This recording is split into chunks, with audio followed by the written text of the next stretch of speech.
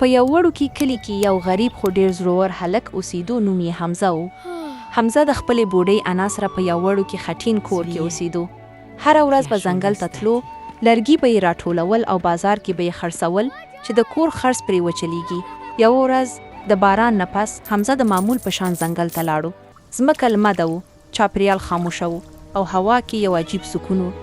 حمزه چې لرګي راټولول د ځنګل یوې نوې برخې ته ورسېدو، داسې ځای ته چې مخکې هېڅکله نه و تللی. ناڅاپه د هغه نظر د یوې زړې لویې ونې لاندې په یوه ځلېدونکې زرینې رڼا ولګېدو. حمزه ورو ورو ورنږدې شو او حیران پاتې شو. هلته یوه لویه زرینه هګۍ پرته وه. دا عادي هګۍ نه وه. هګۍ لږ لږ خوځېده او له هغې نه ګرمه رڼا راوتله.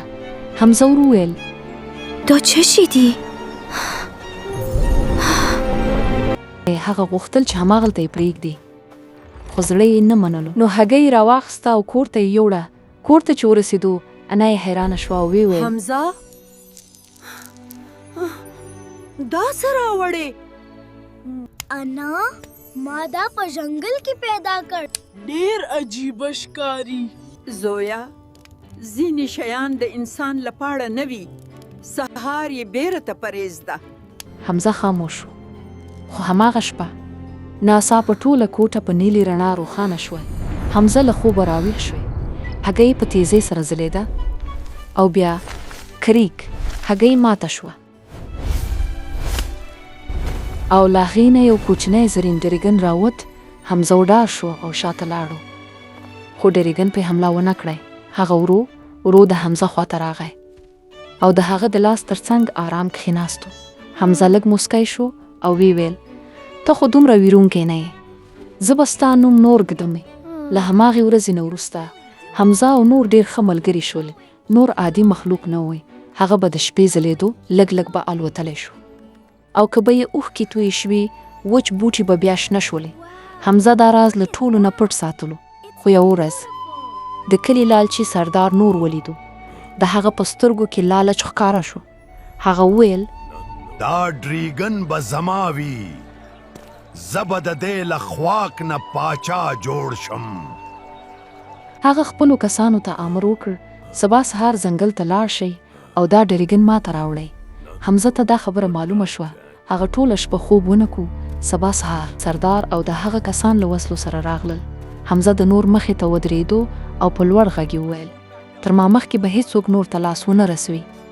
جګړه شروع شوه. حمزه په زړورتیا سره مقابله کوله، خو ناڅاپه نور اسمان ته پورته شو. د هغه سترګې زرینې وځلېدې. هوا تیزه شوه، ونې وخوځېدې او بیا نور له خپلې خولې نه ضرور اورینه لمبه راویسته. ټول ځنګل په رڼا بدل شو.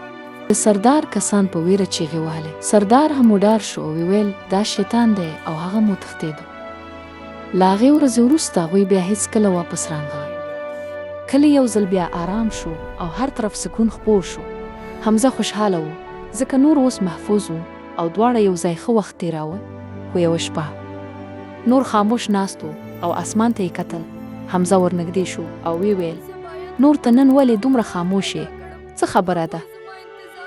نور ژوره ساه واخیسته او وی ویل: که زه دلته ستا سره پاتې شم، نور لالچي خلک به هم راشي. هغوی به زما لپاره ستا او ستا د کورنۍ ژوند خطر کې واچوي. نور د کور مخې ته ولاړو، د تګ لپاره تیار. حمزه او انا دواړه ورسره ولاړو.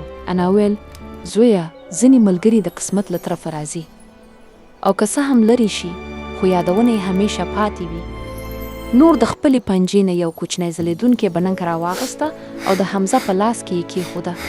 هغه وویل: دا له ځان سره وساته. نور ورو خپل وزرونه خلاص کړل. بادونه چټک شول او هغه اسمان ته پورته شو. حمزه تر ډېره وخته پورته کتل